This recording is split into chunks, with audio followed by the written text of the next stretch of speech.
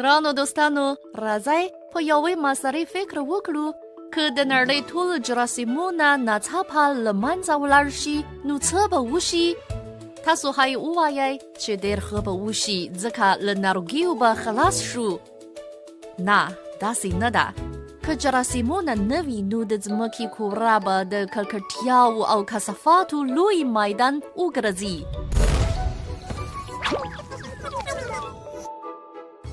سلام، د ګوټۍ درس ته مو زه ښوونکی ګوټۍ هرکلی کوم. زه به په ننني لوست کې د طبیعت د پاکوونکو په توګه د جراثیمونو په اړه تاسو ته معلومات درکړم.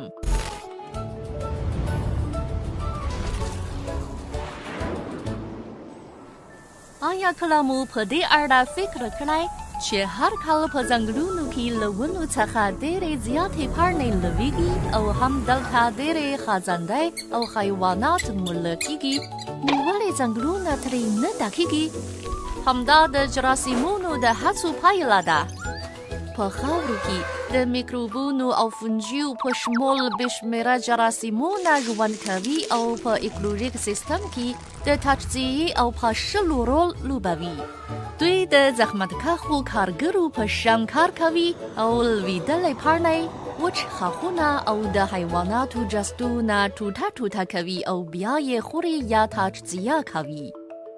په دې مناسبت دغه شیان د جراثیمونو تر هڅو لاندې په خاورو کې پر غذایي موادو بدلیږي، بیا په نوي کال کې له همدغو موادو څخه ونې بوټي او واښه ګټه اخلي او ښه وده کوي. که څه هم ویروسونه په ځینو وختونو کې د ناروغیو سبب ګرځي، خو دوی په طبیعت کې ځانګړې دندې لري. د بېلګې په توګه دوی د میکروبونو شمېر کنټرولوي او د موادو په دورانونو کې مرسته کوي. دوی په ایکولوژیک سیستم کې پټ همغږي کارونه ترسره کوي. که څه هم جراثیمونه ډېر کوچني دي، خو د ځمکنۍ کورې په ژوندانه دوران کې بې بدیله برخه ده او د ځمکنۍ کورې د ساتلو قوي ځواک لري.